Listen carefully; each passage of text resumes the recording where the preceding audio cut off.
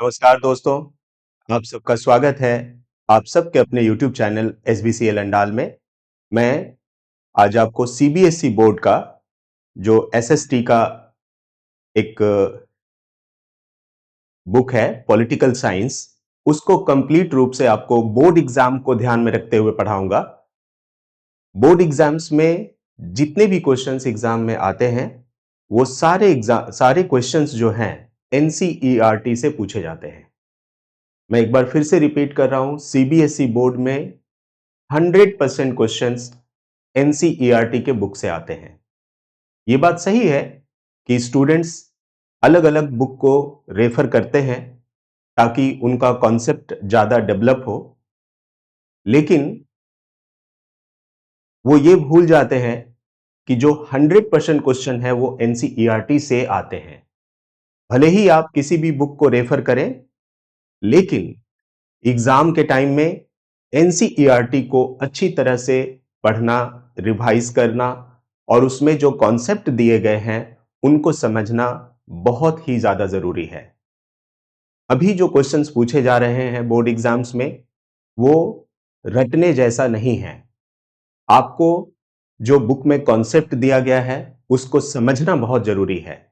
यानी कि अगर आप बुक को पढ़ते हैं और उसमें दिए गए कॉन्सेप्ट्स को समझ लेते हैं, तो विश्वास रखिए आपके लिए पढ़ना आसान हो जाएगा।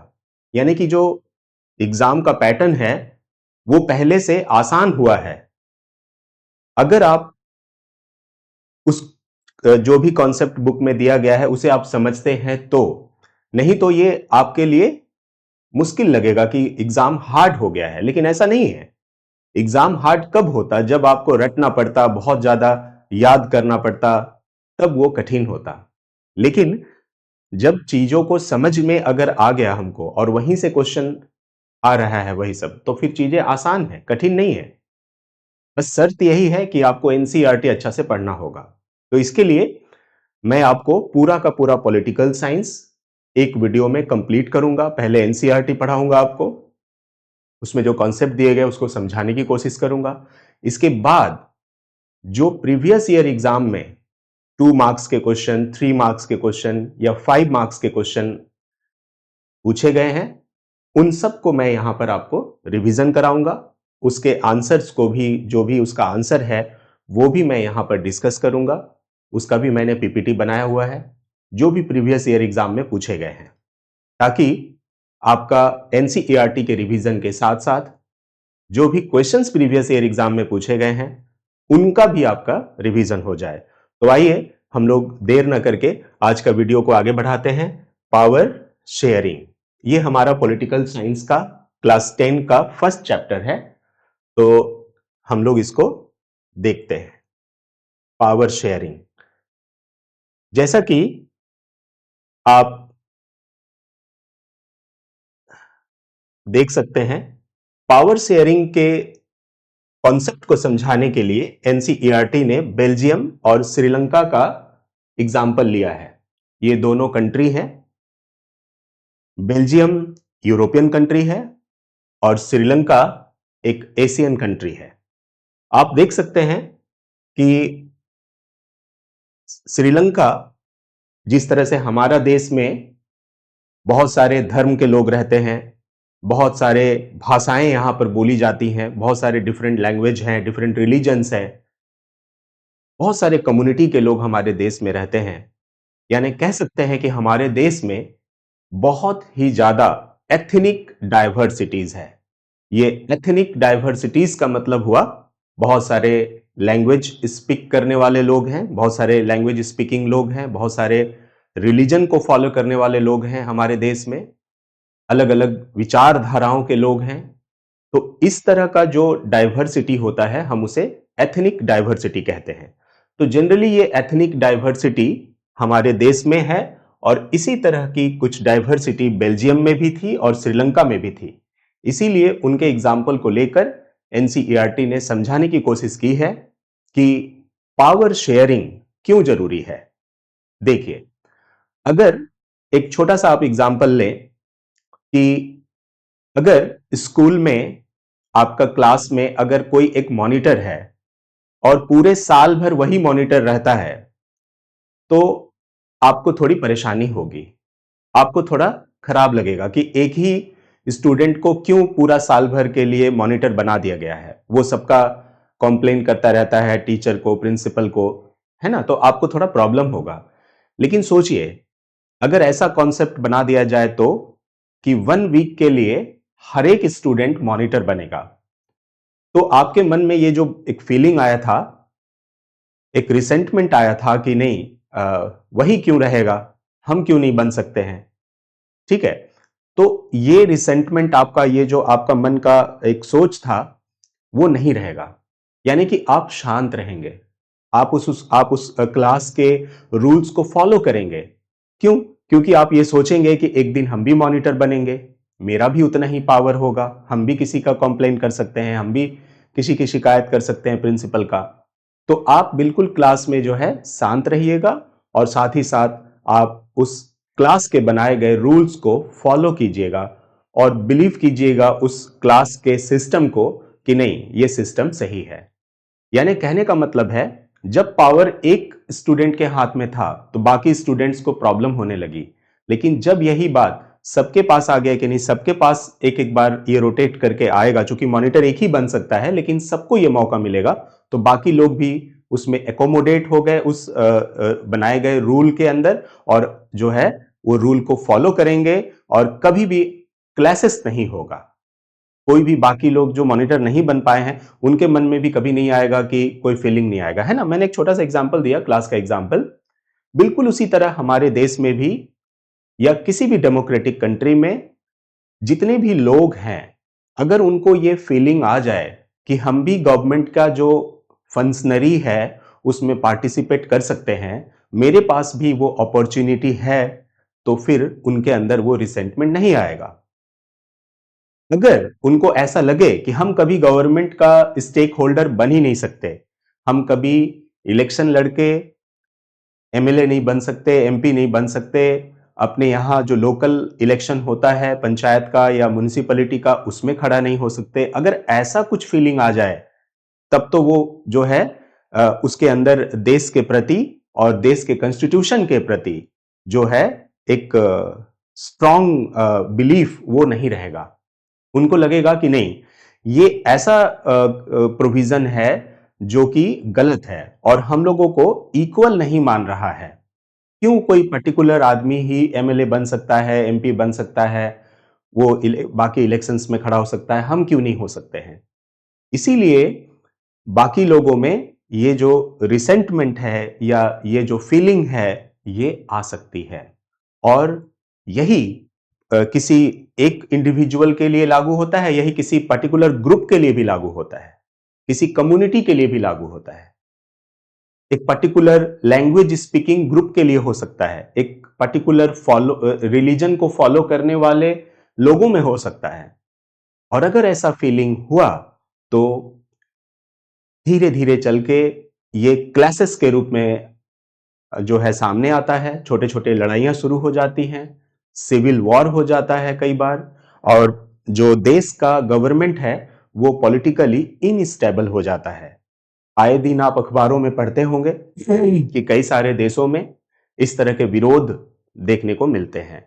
अब बात यह आती है कि एक डेमोक्रेटिक कंट्री में किस तरह से चला जाए कि इन क्लासेस को और ये जो फीलिंग्स है कि हम इस देश के सिटीजन ही नहीं हैं, ऐसा हमें फील होता है, इन सब फीलिंग्स को कम से कम मिनिमाइज किया जाए और सबको साथ लेके चला जाए, ऐसा डेमोक्रेटिक कंट्री हो। इसी के लिए ये चैप्टर जो है आपको है पावर शेयरिंग। तो बेल्जियम में और श्रीलंका में, दोनों में आपको देखने को मिलेगा कि श्रीलंका में भी दो भाषा के लोग मेनली थे, एक सिंहला स्पीकिंग और दूसरा तमिल स्पीकिंग। सिंहला स्पीकिंग की मेजॉरिटी थी और तमिल स्पीकिंग की जो है माइनॉरिटी थी, 18 से 20% लोग थे, और बाकी जो है 70% के आसपास सिंहला स्पीकिंग थे। तो जब श्रीलंका को ब्रिटिश गवर्नमेंट से आजादी मिली, जैसे हमारा देश ब्रिटिश के अधीन था, उसी तरह श्रीलंका भी था, क्योंकि वहां तो ज्यादा से ज्यादा चाय वाय की खेती होती थी, तो ब्रिटिश का नजर वहां के इस मेन रिसोर्सेस पे भी था। तो सिंहला स्पीकिंग, जब उनको आजादी मिली तो सिंहला स्पीकिंग के जो लोग थे, चूंकि मेजॉरिटी में थे, तो उन्होंने गवर्नमेंट बनाया। गवर्नमेंट बना के जितनी भी पॉलिसीज हैं वो सिंहला स्पीकिंग यानी कि जो मेजॉरिटी संख्या में लोग हैं उनके हित में बनाया, उनके फेवर में बनाया। तो जो जो तमिल स्पीकिंग लोग हैं जो कि माइनॉरिटी में थे, उनको लगा कि ये गवर्नमेंट हमारे लिए नहीं है, जो हमारे हितों या हमारे मतलब ये को नजरअंदाज कर रही है, हम लोगों को गवर्नमेंट में पार्टिसिपेशन नहीं दे रही है। मतलब आप देखेंगे कि ऐसे ऐसे कानून बनाए गए जिसमें कि साफ साफ दिखता था कि ये जो डिस्क्रिमिनेशन है, भेदभाव है, ये किया जा रहा है। जैसे कि हायर एजुकेशन के लिए अगर किसी कॉलेज या यूनिवर्सिटी में एडमिशन लेना है तो उसमें सिंगला स्पीकर्स को कोटा दे दिया गया, वही तमिल स्पीकर्स को नहीं है। कई सारे ऐसे नौकरियों में यही प्रोविजन कर दिया गया। तो जो साफ दिखता था कि नहीं यहां पर भेदभाव है, तो धीरे धीरे करके जो तमिल स्पीकर्स हैं उनके मन में बहुत ही ज्यादा उस गवर्नमेंट के प्रति एक इल फीलिंग आ गई और ऐसा लगा कि हम इस देश के नागरिक नहीं हैं, और उन्होंने धीरे धीरे करके अपने जो डिमांड्स हैं उनको मांगना शुरू किया, अपने हक के लिए लड़ना शुरू किया, और यही जो डिमांड है धीरे धीरे क्लासेस में कन्वर्ट हो गया। तो पूरे के पूरे श्रीलंका में जो है क्लासेस हुए और इसे सिविल वॉर कहा गया। तो आप देख रहे हैं कि किस तरह से जो गवर्नमेंट है वो इनस्टेबल हो गई। तो आप यहां देख रहे हैं कि किस तरह से गवर्नमेंट ने जब ऐसे पॉलिसीज को बनाया जिसमें कि जो डाइवर्सिटी है उसको एकोमोडेट नहीं किया, तो जो गवर्नमेंट है वो गिर जाती है, और कुल मिलाकर आप कहें तो पॉलिटिकली इनस्टेबल है, और जो गवर्नमेंट है वो काफी स्टेबल नहीं रह सकती, और देश में शांति और तरक्की भी रुक जाती है। तो इसी तरह का एग्जाम्पल श्रीलंका का था। वहीं जब हम उल्टा बेल्जियम में देखेंगे तो बेल्जियम में भी दो भाषा के लोग वहां पे थे मेनली, एक डच स्पीकिंग और दूसरा फ्रेंच स्पीकिंग। लगभग आधा आधा 50-50 मान सकते हैं आप, हम एग्जाम्पल दे रहे हैं, आपको बुक में ये बता दिया जाएगा। तो क्या हुआ कि बेल्जियम में जो पॉलिसी को अपनाया, उन्होंने क्या किया, जब गवर्नमेंट बना तो उन्होंने डच स्पीकिंग लोगों को और फ्रेंच स्पीकिंग लोगों को, दोनों को लगभग इक्वल जो है संख्या में गवर्नमेंट में पार्टिसिपेट किया। या जैसे कि मान लीजिए 100 सीट है पार्लियामेंट में, तो 50 सीट दे दिया फ्रेंच स्पीकिंग को और 50 सीट दे दिया डच स्पीकिंग को। इससे क्या हुआ, दोनों ही जो लैंग्वेज स्पीकिंग ये हैं, उनको लगा कि ये मेरा देश है, हम लोगों को इस देश में समान अधिकार है, और जो भी पॉलिसीज बने दोनों को ध्यान में रख के बनाया गया। और यहां तक कि वहां नहीं बल्कि वहां का जो कैपिटल था ब्रुसेल्स, वहां भी सेम तरह के ये बनाए गए, और कई तरह के कम्युनिटी गवर्नमेंट बनाए गए जिसमें कि दोनों का इक्वल पार्टिसिपेशन था। और विश्वास कीजिए ये जो मॉडल है ये डेमोक्रेसी के लिए एक एग्जाम्पल बना हुआ है, और आज तक वो गवर्नमेंट स्टेबल है, और कभी कोई भी आज तक किसी भी तरह का क्लैश नहीं हुआ। तो ये मॉडल एक एग्जाम्पल है कि किस तरह से जो देश का डाइवर्सिटी है, डाइवर्सिटी इन द सेंस कि अलग अलग धर्म के लोग हैं या अलग अलग भाषाओं के बोलने वाले लोग उस देश में रहते हैं, अगर सबका इक्वल पार्टिसिपेशन गवर्नमेंट में किया जाए तो वो देश काफी जो है पीसफुल रहता है, पॉलिटिकली स्टेबल रहता है, और हर एक लोग अपना पूरा पोटेंशियल को लगाते हैं उस देश को आगे बढ़ाने में। यानी कुल मिलाकर आप ये कह सकते हैं कि इकोनॉमिक तौर पर भी वो देश काफी तरक्की करता है। जैसे कि श्रीलंका में जब सिविल वॉर हुआ था तो श्रीलंका आज से 50 साल पीछे चली गई, है ना। आप समझ सकते हैं कि इस तरह का होना, पॉलिटिकली इनस्टेबल होना या एथनिक क्लासेस होना, ये देश की तरक्की को पीछे ले जाता है। तो इसीलिए दोस्तों हम लोग इसमें यही पढ़ेंगे कि बेल्जियम एक आइडियल मॉडल जो है प्रेजेंट करता है कि किस तरह से जो है वो डाइवर्सिटी को लेके चला और डेमोक्रेसी का एक आइडियल एग्जाम्पल बना। वहीं श्रीलंका, उसने जो डाइवर्सिटी है उसके देश में उनको नजरअंदाज किया, जो माइनॉरिटी हैं उनको उन्होंने उनके हितों पर ध्यान नहीं दिया और ये क्लैशेस का कारण बना और जो है गवर्नमेंट अच्छा से चल नहीं पाई और देश की तरक्की रुक गई। तो कुल मिलाकर के हम लोग यही देख रहे हैं कि डेमोक्रेसी में पावर का शेयरिंग होना बहुत ज़रूरी है और ये पावर शेयरिंग अलग-अलग तरीके से किया जा सकता है।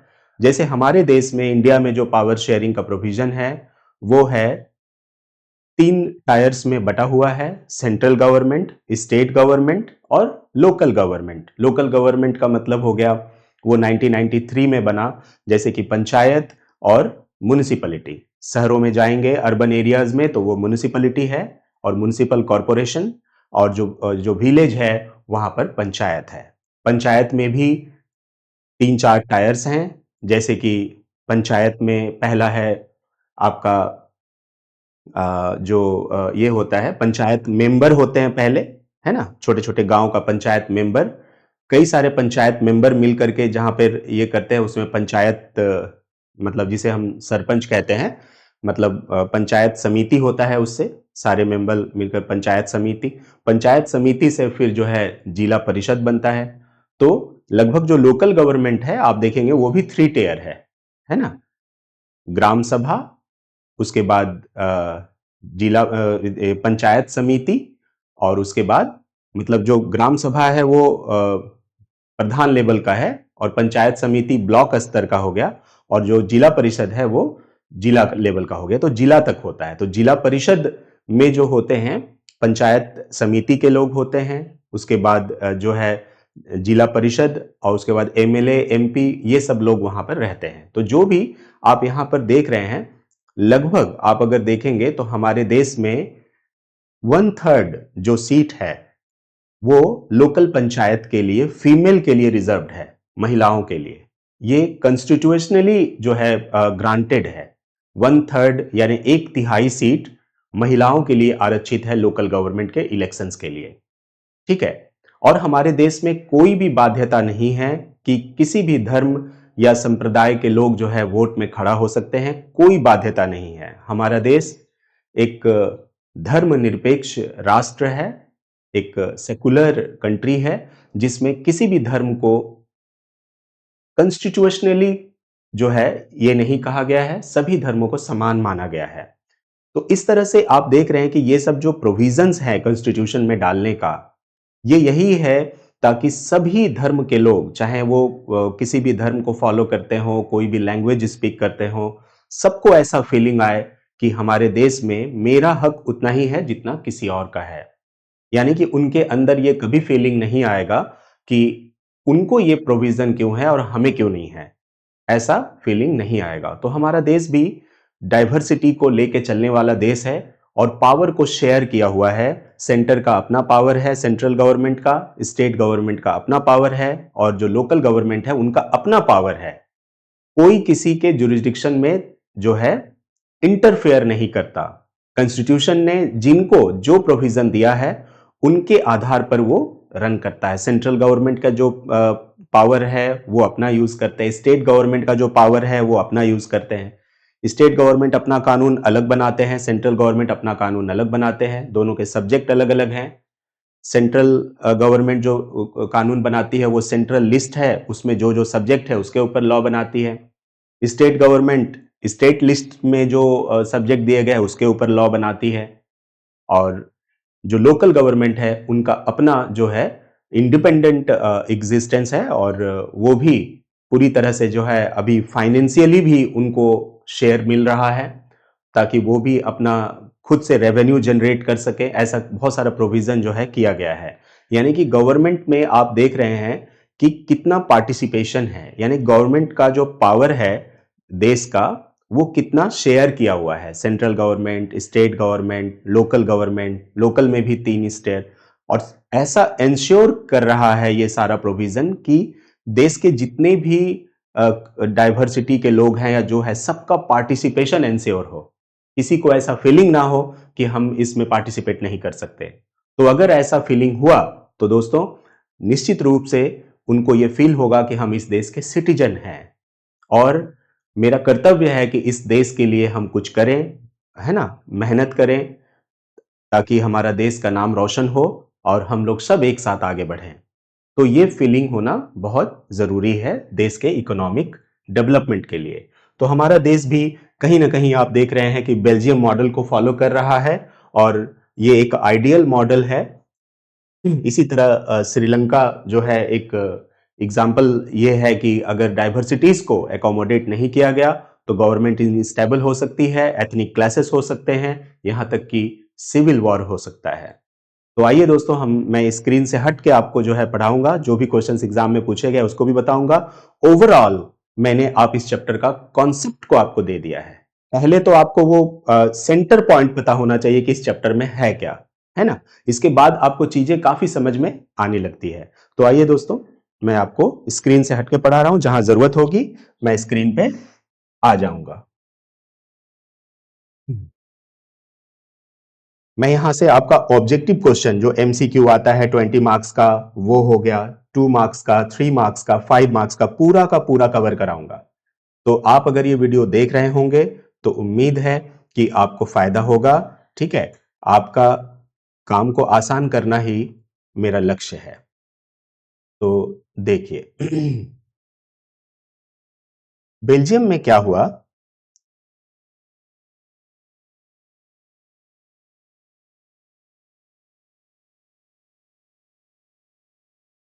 आप देख सकते हैं कि वहां पर फ्लेमिश रीजियन में 59% जो है पॉपुलेशन डच बोलती थी। ये ऑब्जेक्टिव क्वेश्चन के लिए इंपॉर्टेंट है आपका। ठीक है, ऑब्जेक्टिव क्वेश्चन के लिए इंपॉर्टेंट है।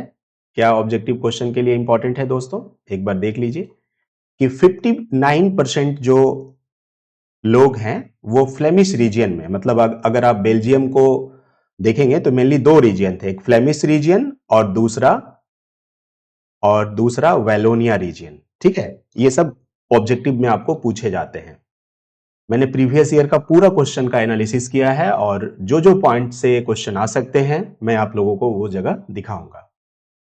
तो 59% लोग फ्लेमिश रीजन में रहते थे और जो डच बोलते थे, है ना, डच स्पीक करते थे। और 40% लोग जो है वो वेलोनिया रीजन में रहते थे और वो फ्रेंच बोलते थे।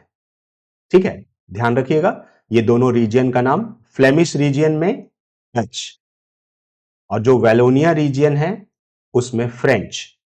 ठीक है, अब आते हैं उसका कैपिटल में, और बाकी 1% लोग जो है वो जर्मन बोलते थे। अब आते हैं उसके कैपिटल सिटी ब्रसल्स में, वहां की राजधानी थी कैपिटल ब्रसल्स। ब्रसल्स का स्टोरी अलग है। ब्रसल्स में 80% लोग फ्रेंच बोलते थे, ठीक है, और 20% लोग डच बोलते थे। जरा समझिएगा, ओवरऑल अगर आप कंट्री की बात करें तो ओवरऑल कंट्री में ज्यादा 59% लोग डच हैं। ठीक है, लेकिन अगर कैपिटल की बात करें ब्रसल्स की तो उसमें 80% लोग फ्रेंच हैं। यानी कि आप कह सकते हैं कि सेंटर में यानी कैपिटल में फ्रेंच वाले ज्यादा हैं, फ्रेंच स्पीकिंग ज्यादा है, और जो पूरा देश है उसमें डच स्पीकिंग ज्यादा है। ठीक है, तो ये एक वहां का यूनिक आपको ये देखने को मिल रहा है। ठीक है, आते हैं श्रीलंका का एक एग्जाम्पल हम लोग लेते हैं। श्रीलंका में लगभग ज्यादा जो मेजॉरिटी है वो सिंहला स्पीकर का था। सिंहला स्पीकर यानी कि वो एक सिंहला भाषा है, सिंहला लैंग्वेज है, जैसे हम लोगों का हिंदी, इंग्लिश, बंगाली ये सब लैंग्वेज है, बिल्कुल वहां का जो भाषा है वो सिंहला है। तो सिंहला जो भाषा है वो बोलने वाले 74% थे और बाकी तमिल स्पीकर थे अराउंड 18%। ये तमिल बोलते थे। जो तमिल बोलने वाले हैं उनका भी दो सब ग्रुप था, तमिल वाले का भी दो सब ग्रुप था। एक तमिल जो वहां के नेटिव थे, ठीक है, तो उनको हम लोग श्रीलंकन तमिल बोलते हैं, मतलब वो खुद तमिलनाडु सॉरी वो वहां के ही नेटिव थे, यानी कि उनका जन्म जो है सब कुछ वहीं पे हुआ, ओरिजिनली वो वहां के थे, तो उनको श्रीलंकन तमिल जो है बोला गया। और बाकी जो है वो इंडियन तमिल थे, यानी कि इंडिया से वो लोग गए थे, एक्चुअली इंडिया से गए नहीं थे, इंडिया से अंग्रेजों ने लेकर के वहां पर गए थे ताकि वो चाय की जो खेती होती है, श्रीलंका आज भी सबसे बड़ा, विश्व का सबसे ज्यादा टी एक्सपोर्ट करने वाला कंट्री है, तो वहां चाय की खेती बहुत ही ज्यादा होती है। तो बाकी जो है वो इंडिया से गए थे, तमिल ही बोलते हैं वो लोग भी, तमिलनाडु के क्षेत्र से वहां से लेके गए थे अंग्रेज लोग लेबर के रूप में वहां मजदूरी कराने के लिए, है ना। तो वो इंडिया से थे। जो भी हो, आप सिंपल बात अगर ये समझिए तो आपको ये समझ में आएगा कि तमिलनाडु में भी दो तरह के लोग मेजर लैंग्वेज स्पीकर हैं, एक सिंहला जो कि 74% है और तमिल जो कि 18% है। ठीक है, ये है। तो आपको यहां भी समझ में आ रहा है कि कुछ लोग मेजॉरिटी में हैं और कुछ लोग माइनॉरिटी में हैं।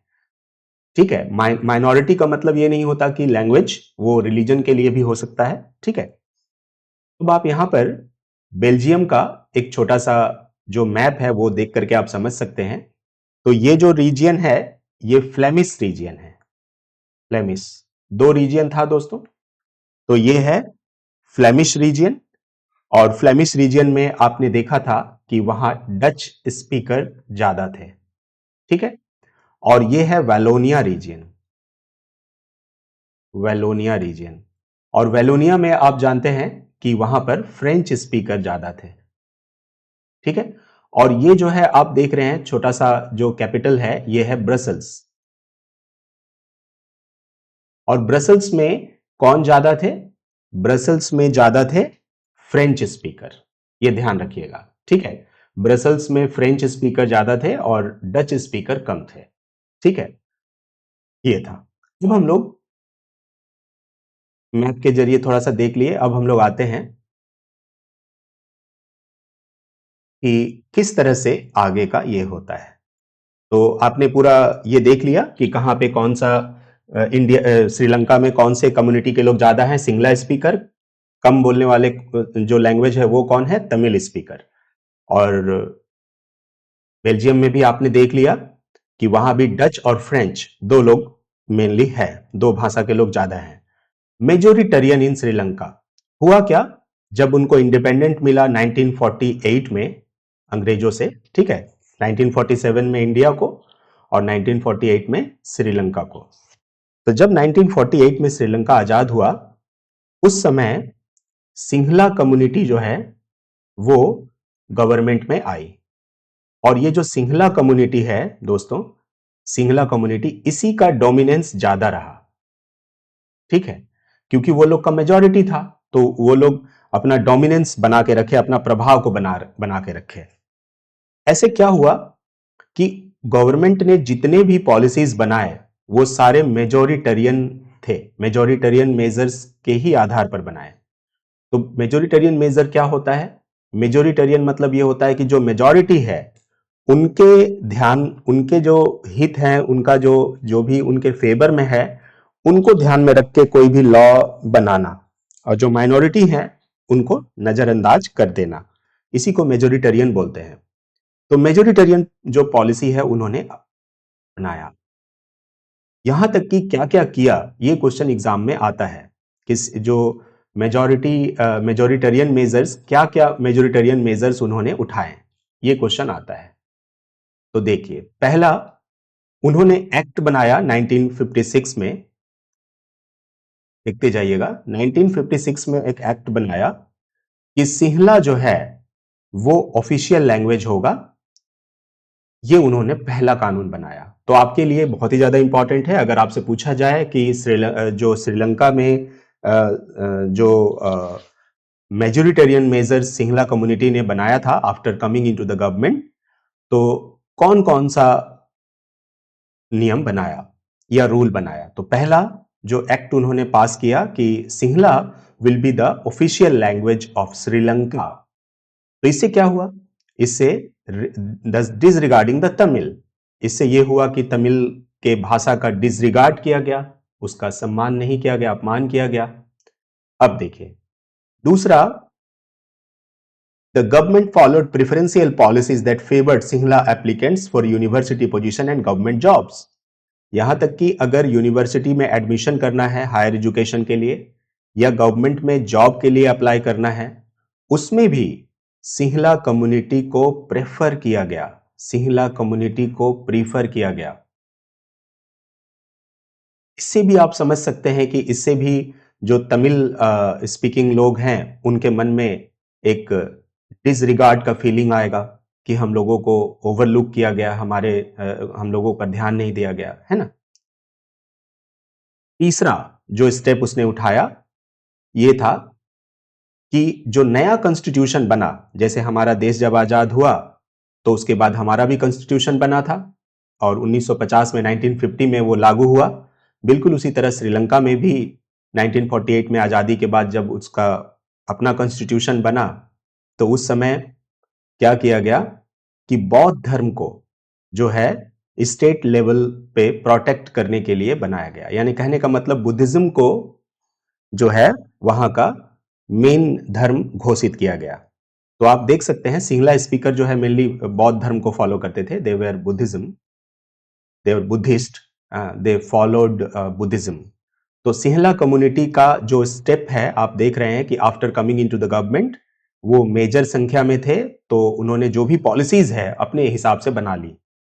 तो कौन कौन सा गवर्नमेंट जो है कौन कौन सा मेजर किया गया, आप एनसीईआरटी के हिसाब से इसको याद रखिएगा। ये 3 मार्क्स का या 2 मार्क्स का आ सकता है। मैं एक बार आपका रिवीजन करा दूं। सबसे पहले सिंहला को ऑफिशियल लैंग्वेज बनाया गया। जो की पॉइंट है मैं वो आपको बता रहा हूं। सबसे पहले क्या किया गया दोस्तों, सिंहला को ऑफिशियल लैंग्वेज बनाया गया। ठीक है, सिंहला को ऑफिशियल लैंग्वेज बनाया गया। दूसरा काम क्या किया गया कि यूनिवर्सिटी और गवर्नमेंट जॉब में प्रेफरेंस दिया गया सिंहला कम्युनिटी को। तीसरा पॉइंट किया गया कि बुद्धिज्म को स्टेट मतलब ये का लैंग्वेज मतलब धर्म बनाया गया श्रीलंका का। Stipulated state self protect and foster Buddhism, मैंने वो बौद्ध धर्म को जो है बढ़ावा देगी और उसकी रक्षा करेगी। तो इस तरह से जो बाकी धर्म के लोग हैं तो उनका थोड़ा फीलिंग आएगा ही, है ना। तो ये 3 पॉइंट थे, आप याद रखिएगा। अब देखिए ऐसा करने से क्या हुआ, ये जो स्टेप गवर्नमेंट ने लिया है मेजोरिटेरियन मेजर्स, इससे क्या इफेक्ट होगा। इससे होगा all these government measures coming one after another gradually increased the feeling of alienation among the Sri Lankan Tamils। तो जो श्रीलंकन तमिल्स थे उनके मन में एक एलियनेशन का फीलिंग आया कि हम लोगों को नजरअंदाज किया जा रहा है और हम लोगों को इस देश का नहीं माना जा रहा है। They felt that none of the major political parties led to the Buddhist Sinhala leaders was sensitive to their demands। उनको लगा कि हम लोगों की जो जरूरतें हैं, हम लोगों का जो मांग है, उस पर ये जो है कभी भी हम लोगों का साथ नहीं देंगे। तो रिजल्ट क्या हुआ, रिजल्ट हो गया कि सिंहला और जो तमिल कम्युनिटी के लोग हैं उनमें स्ट्रेन बढ़ता गया और आगे चलकर आप देखेंगे कि उनमें क्लासेस भी हुए। ठीक है, तो इस तरह से वो अपना डिमांड को मांगने लगे। जो श्रीलंकन तमिल हैं उन्होंने पार्टी बनाई, they launched parties against the struggle for recognition of Tamil as official language. उनका पहला डिमांड था कि तमिल को ऑफिशियल लैंग्वेज बनाया जाए और इक्वल अपॉर्चुनिटी दिया जाए एजुकेशन और जॉब में। ठीक है, but their demand for more autonomy to populated by the Tamil were denied. लेकिन बार बार उनके डिमांड को जो है डिनाई किया गया और 1980 के आसपास several political organisations were formed. बहुत सारे पॉलिटिकल ऑर्गेनाइजेशन बन गए demanding an independent Tamil Eelam. और उन्होंने कहा कि अब हम लोगों को अलग देश बना देना है तमिल एलाम के नाम से in northern and eastern part of Sri Lanka.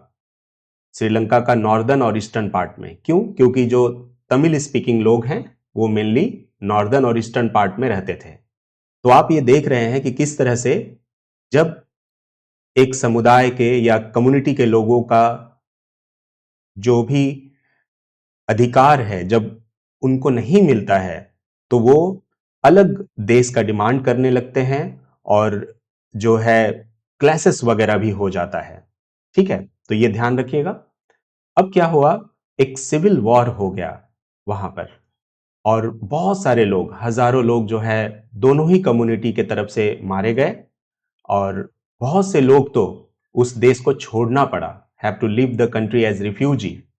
Refugee के तौर पर बहुत सारे लोगों को वहां से भागना पड़ा, जाना पड़ा और ये लगभग बहुत ही पीछे उस देश को लेके चली गई। The civil war has crossed the terrible setback to the social, cultural and economic life of the country.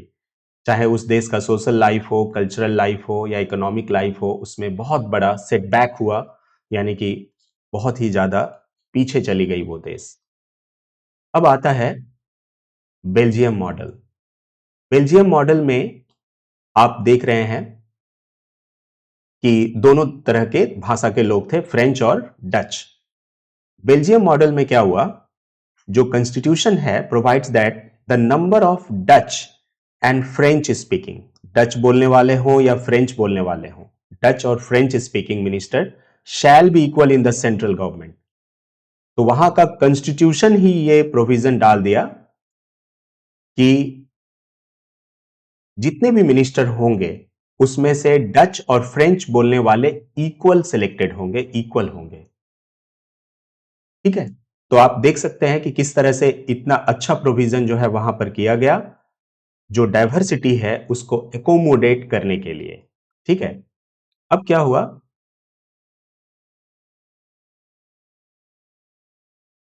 इसमें एक और बहुत बड़ा एक चेंज लाया गया और वो ये था, कुछ स्पेशल लॉज अगर बनाने हैं, ये ध्यान दीजिएगा, एक तो इक्वल पार्टिसिपेशन दिया गया और दूसरा जो बात कहा गया वो देखिएगा, क्योंकि दो दो पॉइंट सबका आपको याद रखना है कि अगर कोई स्पेशल लॉ बनेगा इस देश के लिए, ठीक है, तो that will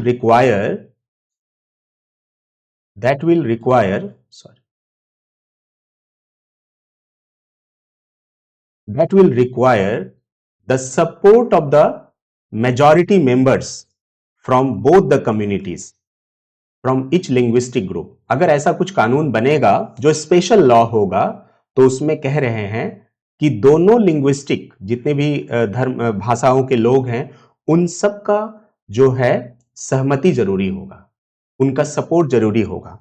दस, no single community can make decision unilaterally.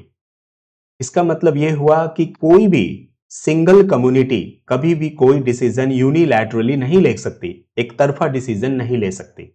तो आप यहां पे देख रहे हैं कि दो पॉइंट तो हम लोगों को याद हो गया कि बेल्जियम ने क्या क्या किया, अपने जो भी रीजनल डिफरेंसेस हैं और जो कल्चरल डाइवर्सिटी है उनको एकोमोडेट करने के लिए क्या क्या किया। ये स्टेप्स आपका 2 मार्क्स में या 3 मार्क्स या फिर 2 या 3 मार्क्स के क्वेश्चन में आ सकता है। तो पहला स्टेप उन्होंने लिया कि जो सेंट्रल गवर्नमेंट होगा उसमें जो भी लिंग्विस्टिक ग्रुप के लोग हों उनका इक्वल पार्टिसिपेशन होगा। ठीक है, यहां तक कि इसका मतलब यह हुआ दोस्तों कि केवल फ्रेंच और डच को ही उन्होंने एकोमोडेट नहीं किया। आपने देखा कि वहां 1% लोग जर्मन भी बोलते थे, तो यानी कि जर्मन को भी वहां पर गवर्नमेंट में पार्टिसिपेशन मिला।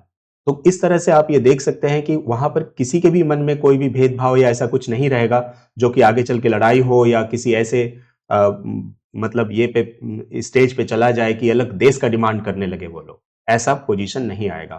तो ये किया गया। ठीक है, अब देखिए और एक स्टेप क्या किया गया, ये दो दो करके तीन तीन करके आपको जो है याद रखना है। अब देखिए ब्रसल्स में एक सेपरेट गवर्नमेंट बनाया गया। आप जानते हैं कि ब्रसल्स का पोजीशन कुछ और था। ब्रसल्स में फ्रेंच ज्यादा बोलने वाले लोग थे और डच कम। तो अगर ऐसा होता तो ब्रसल्स में फ्रेंच वाले लोग अपने हिसाब से गवर्नमेंट को बनाते चलाते, लेकिन ऐसा नहीं हुआ। फ्रेंच वाले पूरे देश में तो कम थे, ठीक है, डच पूरे देश में ज्यादा थे, लेकिन बाकी देश में क्या हुआ, बोला गया ना कि हाँ इक्वल नंबर होगा, है ना, इक्वल नंबर में जो भी मिनिस्टर होगा सेंट्रल गवर्नमेंट में उसमें सेलेक्ट होकर आएगा। तो उसी तरह ब्रसल्स में भी फ्रेंच वाले ने भी ये मान लिया कि ठीक है कैपिटल में भी इक्वल संख्या में होगा, भले हम कैपिटल में ज्यादा संख्या में हैं लेकिन ऐसा नहीं होगा कि मेरा यहां पर रिप्रेजेंटेशन ज्यादा होगा और डच का कम होगा, ऐसा नहीं है।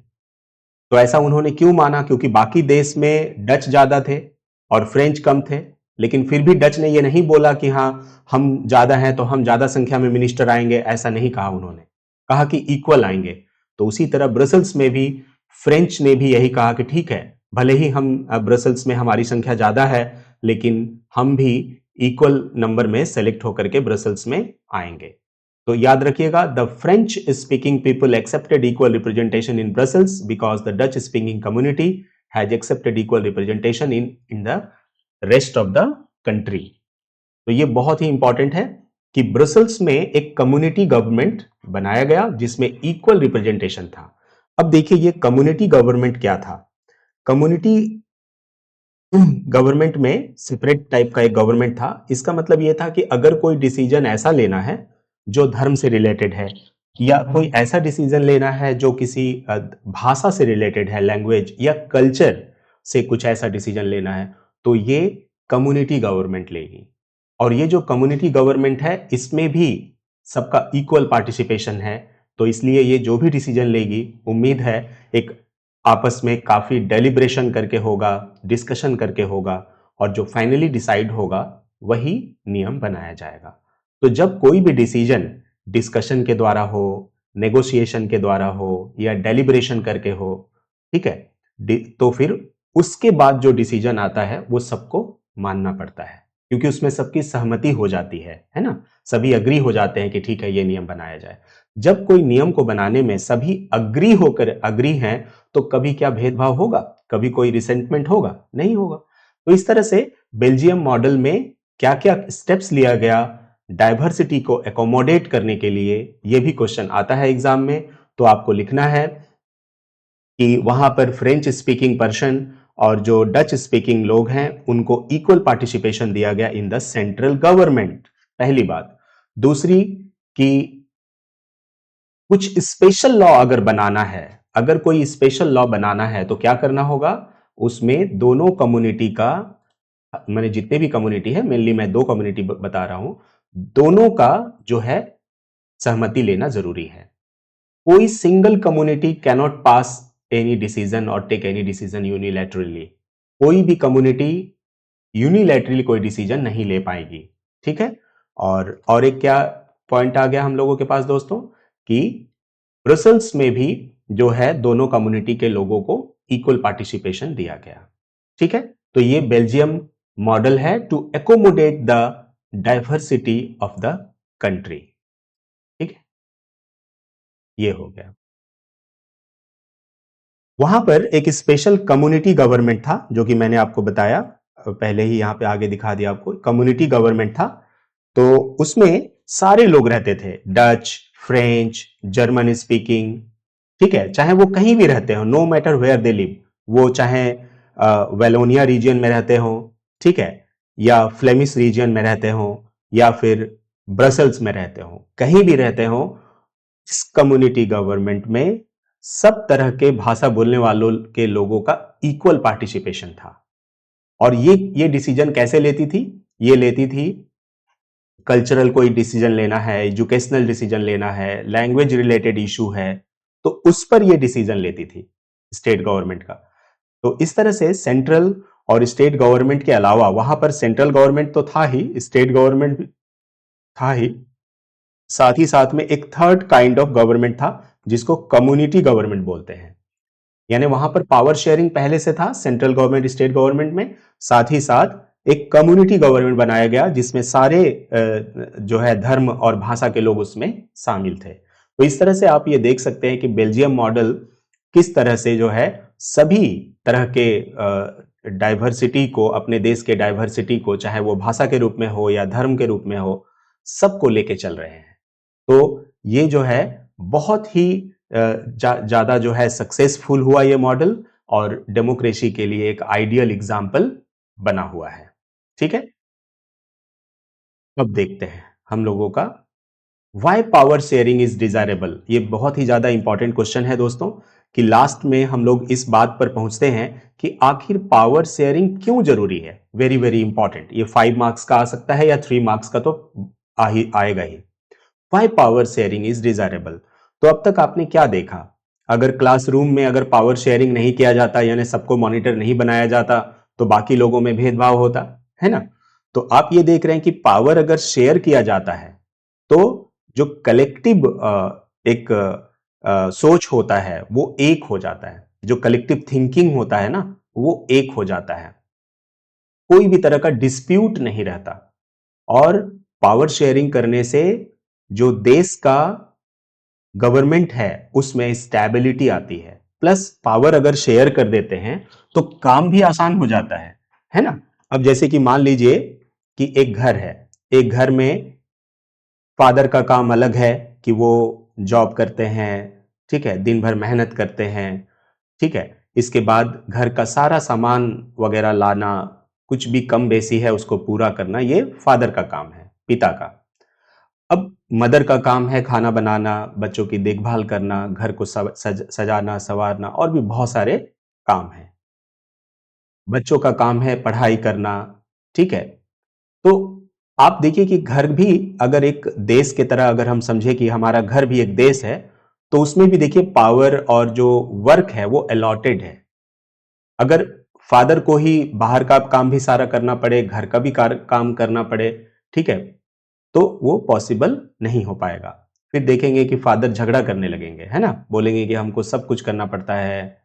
हाँ, इस तरह से। तो आप समझ सकते हैं कि देखिए जब पावर शेयर किया गया है, यानी कि अगर जो काम है वो बटा हुआ है, तब कोई प्रॉब्लम नहीं आती है।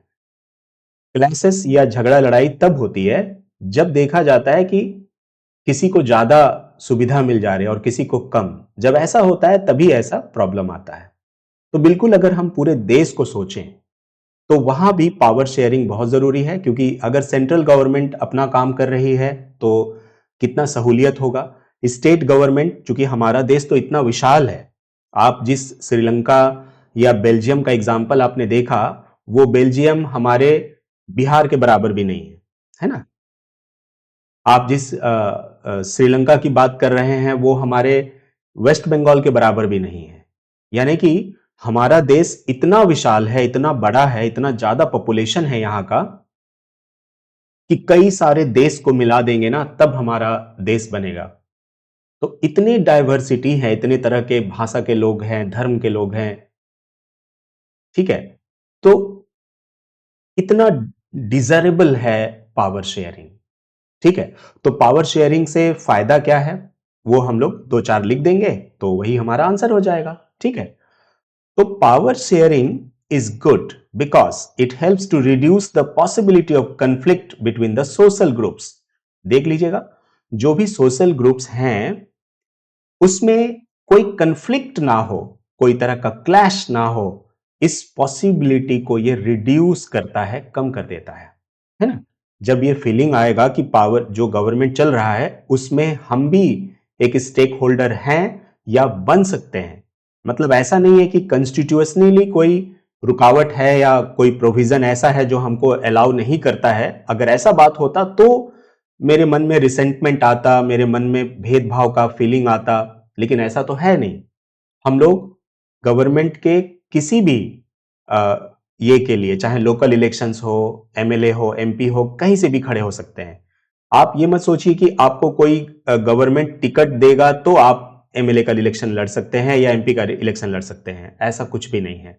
आप एज एन इंडिपेंडेंट कैंडिडेट कहीं से भी खड़े हो सकते हैं, जो भी आपका, अगर आप इस देश के सिटीजन हैं तो आपको ये अनुमति है, बशर्ते कि आपका छवि, आपका जो फिगर है, आपका पहचान जो है वो ऐसा होना चाहिए कि लोग आपको पसंद करें, है ना? लोग आपको वोट दे, आपको पावर में लाए। लेकिन ऐसा तो प्रोविजन नहीं है कि आप खड़ा ही नहीं हो सकते, है ना? तो ये है। इसीलिए दोस्तों, ये क्या होता है कि पावर शेयरिंग करने से क्या होता है, जो सोशल ग्रुप्स हैं उनके अंदर जो भी कन्फ्लिक्ट है उसको रिड्यूस करता है। पहला पॉइंट, ठीक है? 2 से 3 पॉइंट आपको याद रखना है, ठीक है ना? Power sharing, why power sharing is desirable. तो पहला कि ये कन्फ्लिक्ट को रिड्यूस करता है बिटवीन द सोशल ग्रुप्स। दूसरा है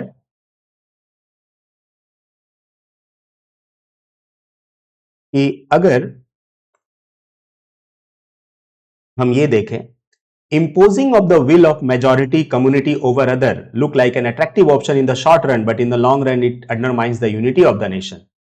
अगर हम कुछ मेजॉरिटी कम्युनिटी का हम हित को देखें तो वो शॉर्ट रन के लिए अच्छा लगता है कि ठीक है, हम मेजॉरिटी रूल बना दे रहे हैं तो हमको वोट मिल जा रहा है मेजॉरिटी का और हमको गवर्नमेंट बनाने में आसानी हो रही है।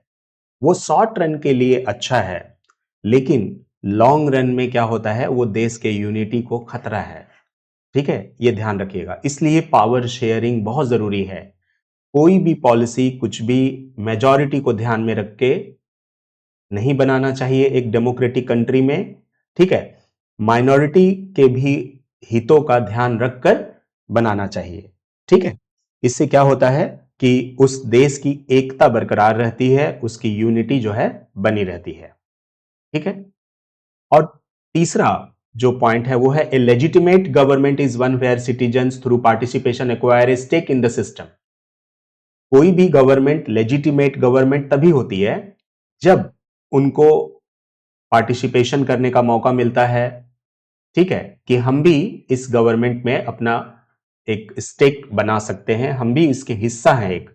तो जब ऐसा फीलिंग आता है तभी उसको हम लेजिटिमेट गवर्नमेंट कहते हैं। तो ये जो आपने देखा, आप इसको दो तरह का रीजन कह सकते हैं। एक है प्रूडेंशियल रीजन। तो एक तो ये प्रूडेंशियल रीजन में आप ये कह सकते हैं कि ये प्रूडेंशियल रीजन है। ठीक है, क्योंकि आप देखेंगे क्वेश्चन जो एग्जाम में आया हुआ है उसमें यह बोला गया है कि प्रूडेंशियल रीजन लिखिए। तो प्रूडेंशियल रीजन अगर आपको बोलेगा तो आप ये कहिए कि power sharing is good because it helps to reduce the possibility of conflict between the social groups. Imposing the will of majority community over other may look like an attractive option in the short run, but in the long run it undermines the unity of the nation. तो ये आप बता सकते हैं। साथ ही साथ आप ये लिख सकते हैं कि अगर ये सोशल कन्फ्लिक्ट हुआ, ठीक है, जो सोशल कन्फ्लिक्ट हुआ तो it often leads to the violence in the political instability and power sharing is good way to ensure the stability of the political order. तो यहां तक भी आप चाहे तो लिख सकते हैं कि जो प्रूडेंशियल रीजन है कि पावर शेयरिंग अगर नहीं हुआ, पावर शेयरिंग अगर हम करते हैं तो कंफ्लिक्ट जो सोशल ग्रुप्स के बीच है वो कम किया जा सकता है, रिड्यूस किया जा सकता है। और ऐसा हुआ तो क्या होगा, इससे वायोलेंस और कम होगा और पॉलिटिकल इनस्टेबिलिटी आ जाएगी अगर हम पावर शेयरिंग नहीं करें तो power sharing is good to reduce the stability of the political order. तो जो पॉलिटिकल ऑर्डर है या पॉलिटिकल स्टेबिलिटी है उसको बढ़ाने के लिए पावर शेयरिंग बहुत जरूरी है। ठीक है, तो इसको हम प्रूडेंशियल रीजन के नाम से जानते हैं। और दूसरा जो रीजन है उसको हम लोग, एक तो प्रूडेंशियल रीजन हो गया और दूसरा देखते हैं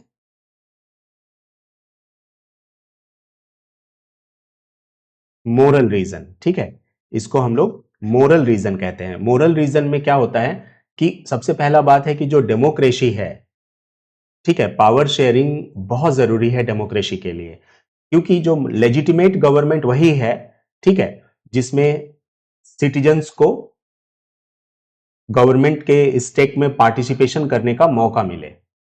ठीक है, तो इसलिए क्या होता है कि जो प्रूडेंशियल रीजन है, power sharing will bring out the better outcomes. जो पावर शेयरिंग करेंगे हम लोग उससे अच्छे आउटकम्स आएंगे, मतलब जो रिजल्ट्स है वो काफी अच्छा होगा। ठीक है, और पावर शेयरिंग इज वैल्यूएबल, इस बात पर यह जोर देता है। ठीक है, तो ये ध्यान रखिएगा, बहुत ही इंपॉर्टेंट क्वेश्चन है कि मोरल रीजन क्या था। तो मोरल रीजन में आपको यह बताना है कि ये डेमोक्रेसी का ही पार्ट है power sharing. Without power sharing democracy का कोई मतलब नहीं है, तो उसको हम बोलेंगे मोरल रीजन। ठीक है, मोरल रीजन। और अगर प्रूडेंशियल रीजन अगर कहा जाए तो फिर ये वाला बात कहेंगे कि हम अगर पावर शेयरिंग नहीं करेंगे तो इससे क्लैशेस हो सकता है और जो पॉलिटिकल स्टेबिलिटी है वो खत्म हो सकती है। ठीक है, तो इस तरह से जो है दो रीजन आप कम से कम याद रखिए कि why power sharing is desirable. ठीक है, पावर शेयरिंग क्यों जरूरी है। अब हम लोग आते हैं पावर शेयरिंग का फॉर्म्स कौन कौन सा है, बहुत ही इंपॉर्टेंट पॉइंट है ये। पावर शेयरिंग का कौन कौन सा फॉर्म है, किस तरह से पावर शेयरिंग किया जाता है, ठीक है। तो हमारे देश में जो पावर शेयरिंग है वो दो तरह से किया जाता है। तो एक तो है कि horizontal distribution of power. Horizontal distribution of power में क्या होता है, सब एक ही ये में रहते हैं, मतलब एक ही लेवल में रहते हैं, सेम लेवल में। जैसे कहने का मतलब है कि हमारा जो गवर्नमेंट है वो तीन पार्ट्स में बटा हुआ है, लेजिस्लेचर, एग्जीक्यूटिव और जुडिशियरी। ये वेरी वेरी इंपॉर्टेंट है, याद रखिएगा। इसको हम क्या कहते हैं कि ये सेम लेवल का गवर्नमेंट है, सेम लेवल का, क्योंकि एक ही लेवल में रहते हैं ये, है ना। Power is shared among different organs of government, legislature, executive and judiciary. आपने पिछले क्लासेस में पढ़ा हुआ है, क्लास 9 और 8 में, कि लेजिस्लेचर का काम होता है कानून को बनाना, एग्जीक्यूटिव का काम होता है उस कानून को लागू करना, उसको इंप्लीमेंट करना, और जुडिशियरी का काम है कि जो कानून बना है वो ठीक है या नहीं उसकी समीक्षा करना, कि वो जो कानून है वो हमारे कॉन्स्टिट्यूशन के अकॉर्डिंग है या नहीं है। साथ ही साथ अगर कभी भी लेजिस्लेचर और एग्जीक्यूटिव या फिर दूसरे स्टेट के बीच कभी भी कोई विवाद उत्पन्न होता है, कोई डिस्प्यूट होता है, तो उसको सॉल्व करने का काम भी जुडिशियरी ही करती है, ठीक है। तो इसको हम हॉरिजॉन्टल डिस्ट्रीब्यूशन ऑफ पावर कहते हैं। ये आपका 2 मार्क्स का क्वेश्चन या ऑब्जेक्टिव में आ सकता है, ध्यान रखिएगा, सेम लेवल में है ये। अब आते हैं हम लोग दूसरा पॉइंट में, पावर इज शेयर्ड अमंग। अब देखिए इससे क्या होता है कि पावर शेयरिंग जब ऐसा होता है तो इससे क्या फायदा है। इससे फायदा यह है, अच्छा से देखिएगा, इससे फायदा यह है कि such a separation ensures that none of the organ can exercise unlimited power.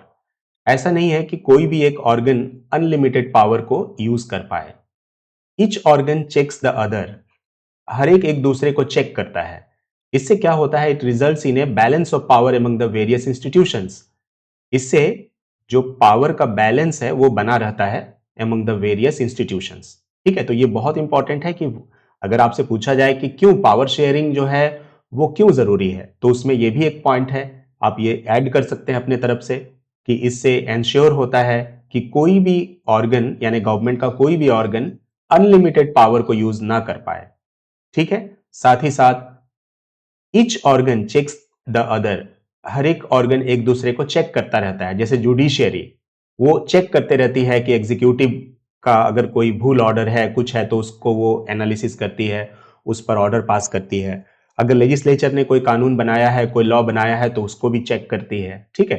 तो ये जो चेक एंड बैलेंसेस का कॉन्सेप्ट है, ये डेमोक्रेसी का बहुत ही इंपॉर्टेंट पार्ट है, ठीक है। अब देखिए इसमें क्या होता है, जो मिनिस्टर्स हैं, जो भी मिनिस्टर गवर्नमेंट में जाते हैं, जैसे कि एमएलए बन के गए तो स्टेट गवर्नमेंट में जाएंगे, तो वहां का जो स्टेट लेजिस्लेटिव असेंबली होगा वहां पर वो रिस्पॉन्सिबल है, यानी उस स्टेट गवर्नमेंट के जितने भी लोग हैं माने स्टेट के, उसके प्रति वो रिस्पॉन्सिबल है, ठीक है। और अगर सेंट्रल में चुन के गए हैं तो पार्लियामेंट में वो जो है रिस्पॉन्सिबल है, ठीक है। तो इसीलिए आप ये कह सकते हैं कि डेमोक्रेसी में जब ये पावर शेयरिंग किया जाता है तो साथ ही साथ ये भी आप देख सकते हैं कि वो एक अकाउंटेबल गवर्नमेंट है। मतलब जो मिनिस्टर्स हैं वो अकाउंटेबल हैं पार्लियामेंट में, एमएलए एमपी लोग, और जो एमएलए लोग हैं वो accountable to the state assembly हैं, ठीक है। तो इसीलिए चूंकि एक दूसरे को ये चेक और बैलेंस कर रहे हैं, इसीलिए इसको चेक एंड बैलेंस सिस्टम भी कहा जाता है, ठीक है। अब दूसरा जो पावर शेयरिंग का तरीका है वो है, एक तो हॉरिजॉन्टल आपने देख लिया, दूसरा है वर्टिकल। वर्टिकल में क्या होता है कि power is shared among the, पूरे कंट्री में पावर शेयर होता है, तो उसमें यूनियन गवर्नमेंट एक आ जाता है, मतलब जिसे हम सेंट्रल गवर्नमेंट भी कहते हैं, ठीक है। यूनियन गवर्नमेंट या सेंट्रल गवर्नमेंट आप इसको कह सकते हैं, ठीक है।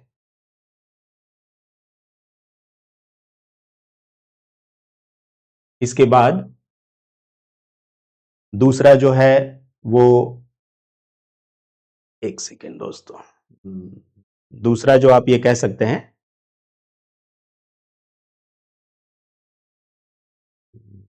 Political power various ways India call them state government.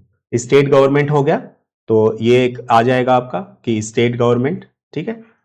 Central government, state government, और क्या बताया था मैंने आपको, लोकल गवर्नमेंट। लोकल गवर्नमेंट मतलब जो पंचायत या म्युनिसिपैलिटी होती है उनको, ठीक है। तो इनको वर्टिकल डिवीजन कहा जाता है। तो इनको क्या कहा जाता है, वर्टिकल डिवीजन। अगर वर्टिकल डिवीजन की बात करें तो क्या क्या होगा, सेंट्रल गवर्नमेंट, स्टेट गवर्नमेंट और म्युनिसिपैलिटी और पंचायत। म्युनिसिपैलिटी बोलते हैं जब अर्बन एरिया होता है, यानी कि शहरी जगह जहां पे होता है, और पंचायत बोलते हैं जहां विलेज का एरिया होता है। ये लोकल गवर्नमेंट के नाम से भी जाना जाता है, क्योंकि इसको उस जगह के लोकल पीपल ही चलाते हैं, ठीक है।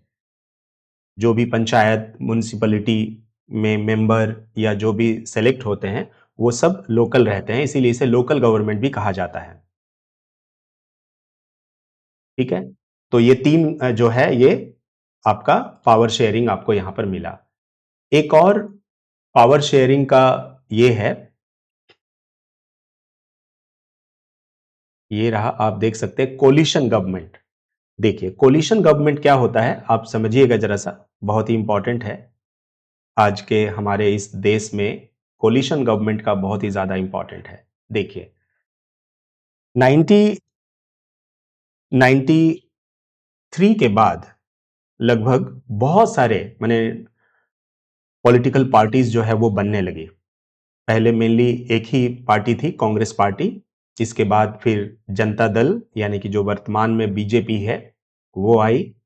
इसके बाद लेफ्ट पार्टीज जितने भी हैं, सीपीएम, सीपीआईएम, ये सब आई। इसके बाद बहुत सारे स्टेट में अलग अलग पार्टीज आई, जैसे यूपी में बहुजन समाजवादी पार्टी, समाजवादी पार्टी, बिहार में राष्ट्रीय जनता दल, जनता दल यूनाइटेड, ठीक है। इसके बाद पश्चिम बंगाल में तृणमूल कांग्रेस, ठीक है। अगर महाराष्ट्र की बात करें तो एनसीपी, है ना। तो उसी तरह साउथ इंडिया की अगर बात करें तो वहां पर बहुत सारे जो है माने regional political parties I, DMK, ADMK, है ना। ये सब जो है पॉलिटिकल पार्टीज हैं, आपको मैं जस्ट बता रहा हूं ताकि, क्योंकि उसके बारे में भी अभी आपको पढ़ना है। तो आप अगर देखेंगे तो मेरा कहना यही है कि 1990 के बाद, 1990 के बाद हमारे देश में बहुत सारे रीजनल पॉलिटिकल पार्टीज आई। अब जो रीजनल पार्टीज होती हैं वो उसी स्टेट के अंदर सबसे पहले खड़ी होती हैं। मान लीजिए कि एक रीजनल पार्टी हम बताते हैं, जैसे कि मान लीजिए कि अ, जनता दल यूनाइटेड, जेडीयू, वो बिहार का है। तो वहां पे जो भी कैंडिडेट खड़े होते हैं वो तो ज्यादातर उसी स्टेट के रहेंगे, ठीक है, उसी देश के जो है कम्युनिटी के रहेंगे, तो लोग उनको प्रीफर भी थोड़ा ज्यादा करते हैं, ठीक है। तो उस वजह से वो इलेक्शन भी थोड़ा जीत जाते हैं। अब मान लीजिए कि वहां से 10 एमपी का सीट उन्होंने जीत लिया। हम एग्जाम्पल दे रहे हैं आपको, ठीक है। 10 एमपी का सीट, मेंबर ऑफ पार्लियामेंट का सीट उन्होंने जीत लिया।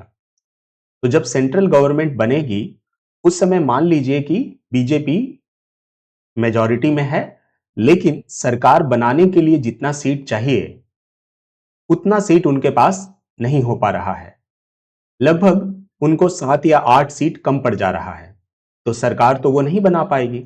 तो इसके लिए अगर ये जो जदयू है, जनता दल यूनाइटेड, अगर ये उनका समर्थन करे, अगर ये गवर्नमेंट के साथ मिलकर सरकार बनाए, तब तो सरकार बन जाएगी, क्योंकि तब उस समय जो सरकार बनाने के लिए जो नंबर ऑफ एमएलए एमपी चाहिए, कितने चाहिए, वो पूरा हो जा रहे हैं।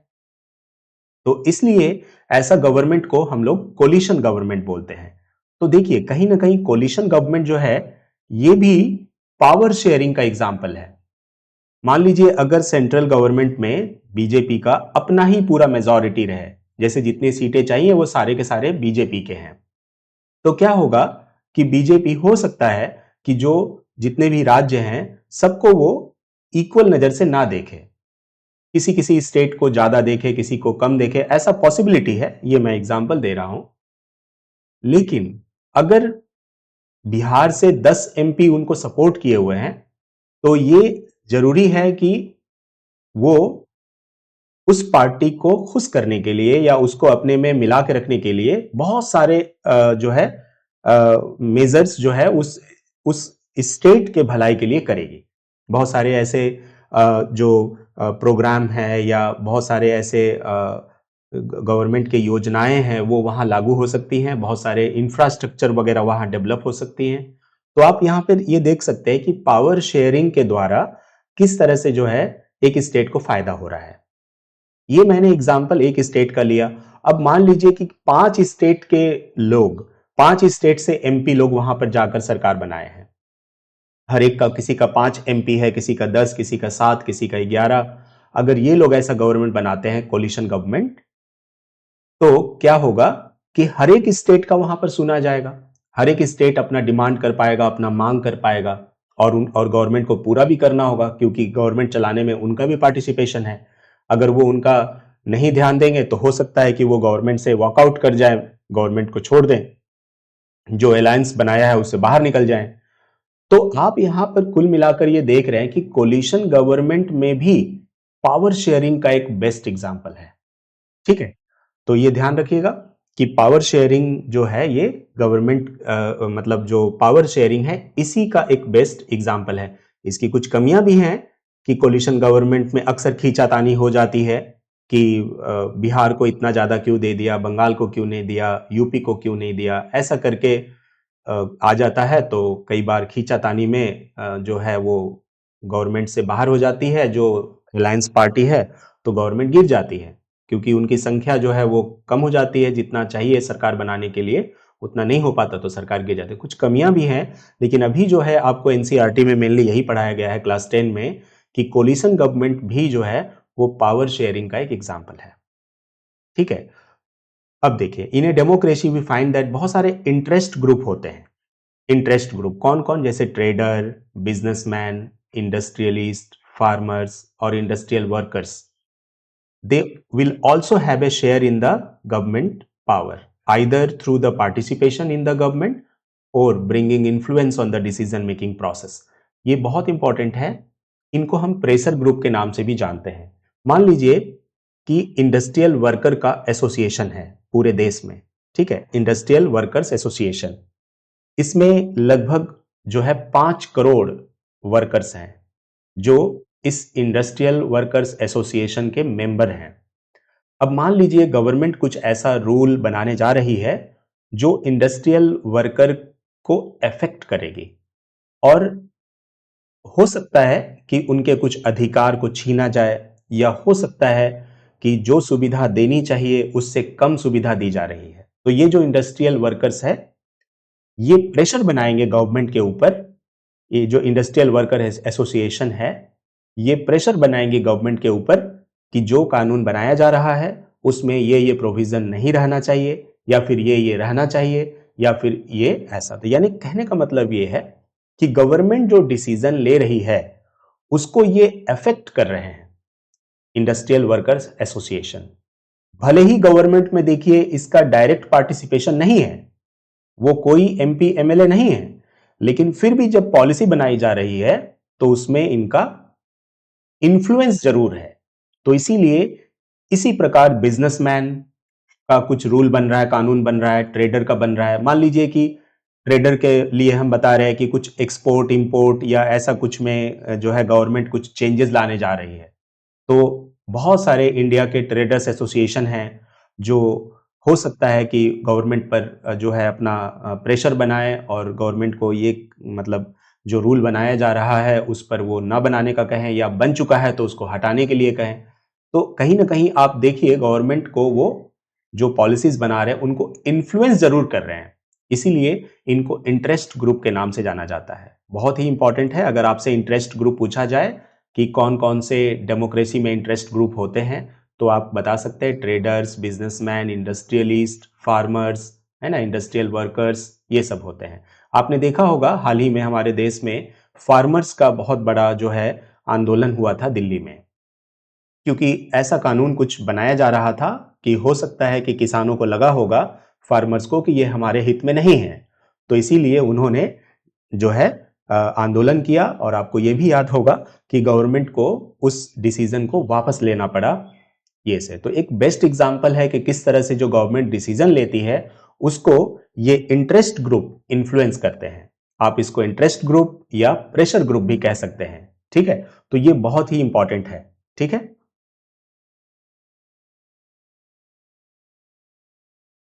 ठीक है। तो आप देख सकते हैं दोस्तों, हम लोगों का फर्स्ट चैप्टर जो है कंप्लीट हो चुका है। ठीक है, अब मैं आपको इसके ऊपर जो क्वेश्चंस आए हुए हैं वो मैं आपको पढ़ाने जा रहा हूं, जो कि प्रीवियस ईयर एग्जाम में 3 नंबर 3 मार्क्स के क्वेश्चन, 5 मार्क्स के क्वेश्चन आए हुए हैं यहां पर, और पूरा आंसर लिखा हुआ है आपको, ताकि याद भी हो जाए। आइए हम लोग देखते हैं। देखिएगा, why power sharing is desirable. Power sharing आखिर जरूरी क्यों है? ठीक है, तो आपने तो देखा ही है, फिर भी मैं यहां पर आंसर आपको ये करके एक बार पढ़ दे रहा हूं ताकि आपको याद रहे। Why power sharing is desirable, मैंने जो भी क्वेश्चन लिखा है दोस्तों, इससे बाहर आपका एक भी क्वेश्चन नहीं आएगा, याद रखिएगा। हर एक चैप्टर से 4 ही 5 क्वेश्चन है, ज्यादा नहीं है, लेकिन एक भी क्वेश्चन आपका इससे एग्जाम से बाहर नहीं आएगा। जितने भी आपका 3 मार्क्स का क्वेश्चन, 5 मार्क्स का क्वेश्चन, 2 मार्क्स का क्वेश्चन है, वो सब आपका यहां से आ जाएगा। यहां तक कि ऑब्जेक्टिव का तो जो जो पॉइंट्स था वो मैंने आपको बता ही दिया, ऑब्जेक्टिव भी कवर हो जाएगा। ठीक है, तो आइए हम लोग पढ़ते हैं। ठीक है, why power sharing is desirable, तो पहला हमने क्या देखा था? Prudential reason. प्रूडेंशियल रीजन में क्या देखा था? इसका मेन की पॉइंट है to reduce the possibility of conflict between the different social groups. अगर हम पावर शेयरिंग करते हैं तो क्या होगा? Power sharing helps to reduce the possibility of conflict between the different social groups. जो डिफरेंट सोशल ग्रुप्स हैं उनमें कंफ्लिक्ट को ये रिड्यूस करता है। Since social conflict often lead to violence and political instability, power sharing ensures stability of political order. क्योंकि आप जानते हैं कि अगर ये सोशल कंफ्लिक्ट हुआ तो ये वायोलेंस में कन्वर्ट हो जाता है और पॉलिटिकल इंस्टेबिलिटी आती है। इसलिए power sharing ensures stability of the political order, ताकि जो भी पॉलिटिकल सिस्टम है वो स्टेबल बना रहे। ठीक है, आगे चल के आप जब बड़े हो जाएंगे तो उस समय भी आप पढ़ेंगे हायर क्लासेस में कि पॉलिटिकल स्टेबिलिटी कितनी जरूरी होती है उस देश के डेवलपमेंट के लिए। क्योंकि जो भी इन्वेस्टर हैं, जब वो इन्वेस्टमेंट करते हैं, कोई भी फॉरेन इन्वेस्टर है, वो उसी देश में इन्वेस्ट करता है जहां पॉलिटिकली स्टेबल गवर्नमेंट है। अगर उनको लगा कि ये गवर्नमेंट ज्यादा दिन नहीं चलेगी तो वो कभी पैसा लगाएंगे क्या, कभी इन्वेस्ट करेंगे क्या? नहीं करेंगे, क्योंकि उनको पता है हो सकता है सरकार साल भर में गिर जाए, तो सरकार के द्वारा बनाया गया जो भी प्रोजेक्ट होगा या जो भी स्कीम होगा वो तो ज्यादा दिन नहीं चलेगा, दूसरी गवर्नमेंट आएगी वो पलट देगी सब कुछ। तो ये इनसिक्योरिटी के कारण ना तो फॉरेन इन्वेस्टर इन्वेस्ट करेंगे, ना ही देश के जितने भी इन्वेस्टमेंट करने वाले या बिजनेस करने वाले या जो भी ये हैं वो करेंगे, तो देश का तरक्की भी रुक जाता है। तो इसीलिए गवर्नमेंट बनाना जरूरी नहीं है, गवर्नमेंट को बचा के रखना सबसे ज्यादा जरूरी है, यानी कि पॉलिटिकल स्टेबिलिटी सबसे ज्यादा जरूरी है। तो ये प्रूडेंशियल रीजन है कि पावर शेयरिंग क्यों डिजायरेबल है। ठीक है, इससे क्या होता है? It ensures the stability of the government and gives a space to every groups. क्योंकि ये जितने भी ग्रुप्स हैं या जितने भी सोशल ग्रुप्स हैं आप कह सकते हैं, उन सबको स्पेस देती है, उन सबको जगह प्रदान करती है पावर शेयरिंग में, कि आप भी इसके स्टेक होल्डर हो। तो this is the prudential reason. अगर आपसे क्लियर कट पूछा जाए कि mention the write down the prudential reason for power sharing, तो आपको केवल इतना ही लिखना है। लेकिन आपको अगर ऐसा दे दे कि नहीं, why power sharing is desirable, तो आप दोनों बात लिखिए, एक तो प्रूडेंशियल रीजन और दूसरा, अभी हम लोग देखते हैं, दूसरा जो है वो मोरल रीजन है।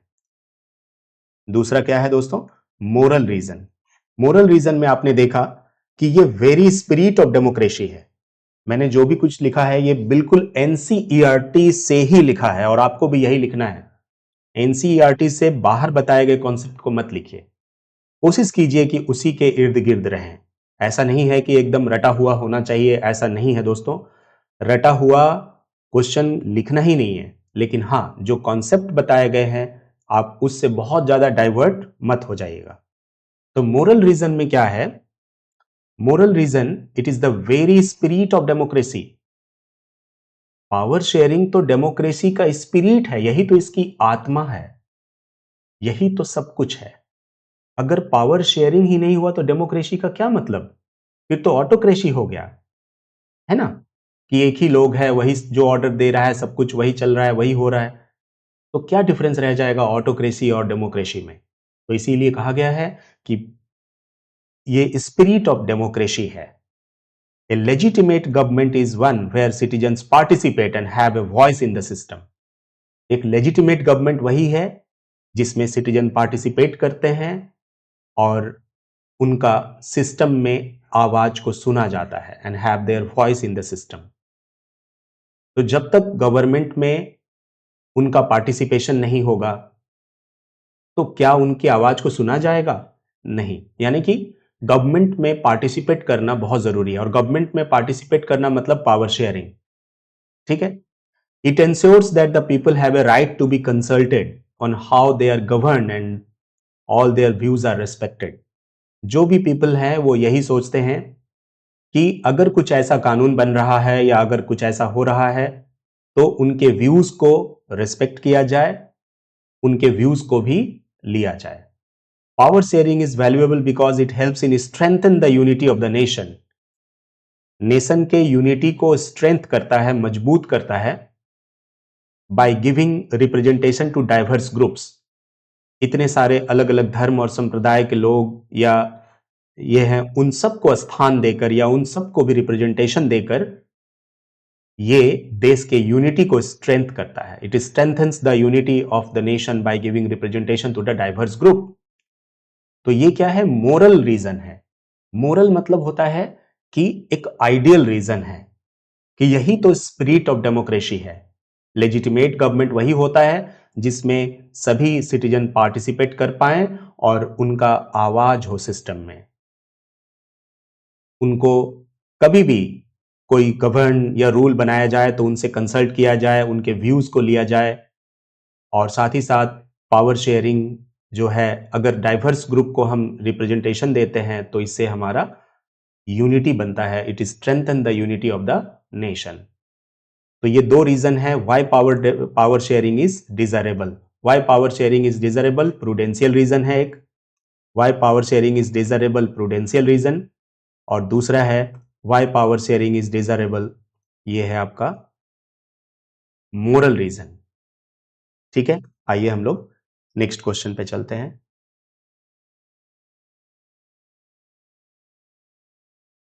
नेक्स्ट क्वेश्चन है, describe any 3 majoritarian measures taken by the Sri Lankan government.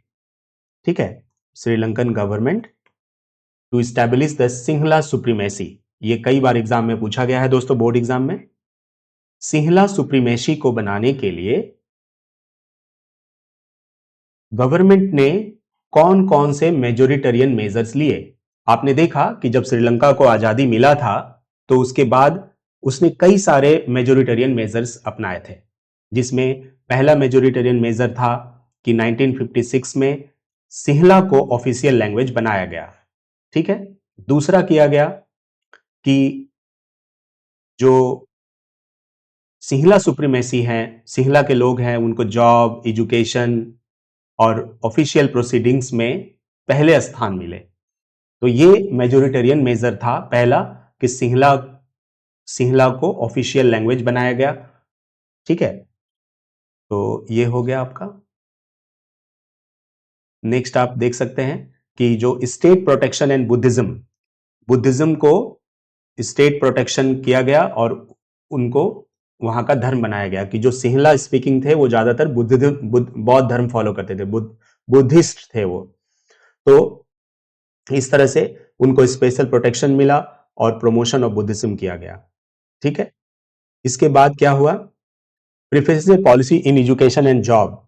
Education और जॉब में प्रेफरेंशियल पॉलिसी लाई गई, यानी कि अगर यूनिवर्सिटी एडमिशन की बात हो या गवर्नमेंट जॉब की बात हो तो उसमें सिंहला लोगों को प्रीफरेंशियल पॉलिसीज बनाकर उनको प्रीफर किया गया। ठीक है, तो इस तरह से 3 आप मेजोरिटेरियन मेजर लिख सकते हैं। एक है स्टेट प्रोटेक्शन टू बुद्धिज्म, मैंने पॉइंट्स बना के लिखा है ताकि आपको याद हो जाए। और दूसरा है preferential policy in education and job. आपको लैंग्वेज उसी तरह बना के लिख लीजिएगा, है ना, आपको मेन तो पॉइंट याद होना चाहिए। Preferential policy in education and job, education और जॉब में प्रेफरेंशियल पॉलिसी। ठीक है, और फर्स्ट वाला रीजन क्या था? फर्स्ट एक बार देख लीजिए।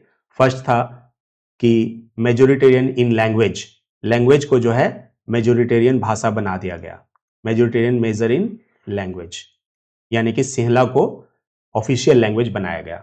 तो ये 3 पॉइंट हैं, आप इसको याद रखिए कि कौन कौन सा मेजोरिटेरियन मेजर्स लिया गया श्रीलंकन गवर्नमेंट के द्वारा after coming into the power, after getting independence. ठीक है, ये है। नेक्स्ट है, देखते जाइए वो दोस्तों, कितना इंपॉर्टेंट सब क्वेश्चन सब है आपका, इससे बाहर एक भी क्वेश्चन नहीं रहेगा। ठीक है, describe the path of accommodation adopted in Belgium. Belgium में क्या रास्ता अपनाया गया सबको एकोमोडेट करने के लिए? ठीक है, ये आपको बताना है। तो बेल्जियम ने क्या क्या कदम उठाए थे दोस्तों? तो पहला है equal representation at the centre, centre में इक्वल रिप्रेजेंटेशन होगा। ठीक है, सबका। आपको पता है ना कि वहां पर जो सेंटर था, यानी कहने का मतलब कैपिटल था ब्रसेल्स, तो ब्रसेल्स में फ्रेंच ज्यादा बोलने वाले लोग थे और डच कम।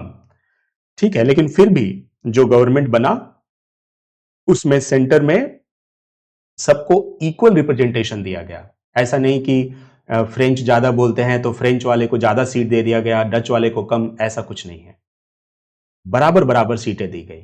तो इस तरह से Belgium constitution was amended 4 times between 1970 and 1983 to work out a unique arrangement. ये भी क्वेश्चन आपको एग्जाम में घुमा के पूछा गया था कि बेल्जियम ने अपने कॉन्स्टिट्यूशन को 4 बार जो है संशोधन किया, 4 बार अमेंडमेंट किया। कब से कब तक? 1970 से 1993 तक, और एक यूनिक अरेंजमेंट लाया। तो कौन कौन सा अरेंजमेंट लाया, ये भी आपसे पूछ सकता है, या सीधा सीधी पूछ सकता है कि बेल्जियम ने क्या ऐसा पथ अपनाया, रास्ता अपनाया सबको एकोमोडेट करने के लिए। ठीक है, तो द सेंट्रल और federal government has a equal number of Dutch speaking and French speaking community. तो सेंट्रल गवर्नमेंट या फेडरल गवर्नमेंट में डच स्पीकिंग और फ्रेंच स्पीकिंग जो मिनिस्टर्स थे उनका इक्वल नंबर रखा गया कि दोनों समान संख्या में हो। डच स्पीकिंग जो मिनिस्टर है वो भी उतने ही हो, जो फ्रेंच स्पीकिंग मिनिस्टर है वो भी उतने ही हो, ताकि किसी भी कम्युनिटी को ऐसा ना लगे कि किसी को ज्यादा प्रीफर किया गया है। ठीक है, दूसरा, this it ensures that no single linguistic community can make decisions unilaterally at the national level. तो इससे क्या हुआ? इससे यह हुआ कि नेशनल लेवल पे अगर कोई डिसीजन लेना है तो वो कोई एक कम्युनिटी ना ले पाए, दोनों का सहमति जरूरी हो। कोई भी कम्युनिटी यूनिलैटरली कोई डिसीजन ना ले सके इसके लिए। तो याद रखिएगा, equal representation at the centre, या फिर ये भी लिख सकते हैं equal representation in the government. ये आपके ऊपर है, आप इसको इसी तरह लिख सकते हैं, गवर्नमेंट में इक्वल रिप्रेजेंटेशन। ये पहला जो काम था बेल्जियम मॉडल में किया गया। ठीक है, और ध्यान रखिएगा ये ऐसे नहीं किया गया है, ये कॉन्स्टिट्यूशनली किया गया है, यानी कॉन्स्टिट्यूशन में अमेंडमेंट करके वो रूल बना दिया गया है। ठीक है, एक मिनट,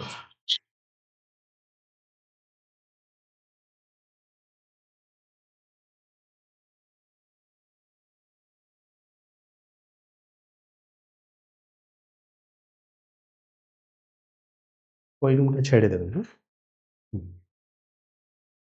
খোলা আছে, এলে বলে দেবে 6টা রুটি আর এটা ভেজে দেবে। হ্যাঁ হ্যাঁ, কম তেলে ভেজে দেবে।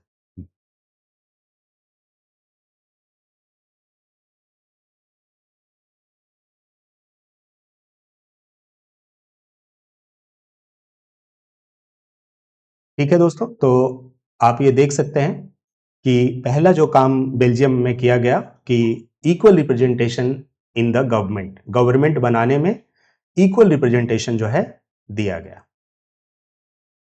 नेक्स्ट पॉइंट आप पढ़ सकते हैं कि डिसेंट्रलाइजेशन ऑफ पावर, पावर का डिसेंट्रलाइजेशन किया गया ताकि पावर किसी एक के पास ना रहे। डिसेंट्रलाइजेशन ऑफ पावर, इससे क्या है, वहां पर 2 तरह के गवर्नमेंट बने थे।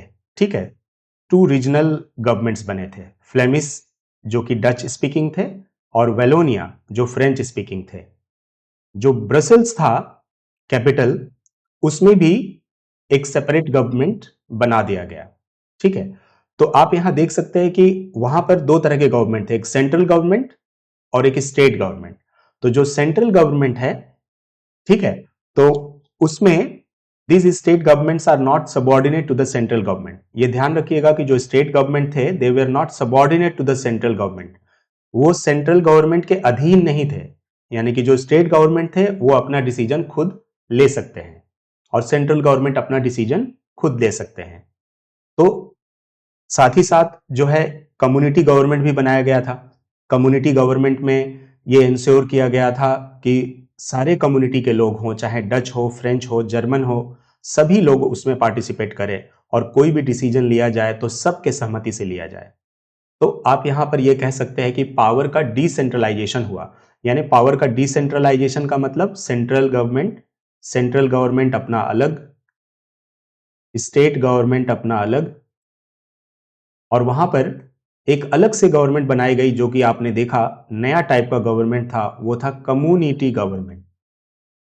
कम्युनिटी गवर्नमेंट, और कम्युनिटी गवर्नमेंट में आपने देखा कि कोई कल्चरल डिसीजन लेना है, लैंग्वेज के ऊपर लेना है, एजुकेशन के ऊपर लेना है, तो ये सारा डिसीजन ये कम्युनिटी गवर्नमेंट लेती है। और कम्युनिटी गवर्नमेंट में भी सबका इक्वल पार्टिसिपेशन है, तो सेंट्रल गवर्नमेंट, स्टेट गवर्नमेंट। ठीक है, तो ये ध्यान रखिएगा, ये है डिसेंट्रलाइजेशन ऑफ पावर।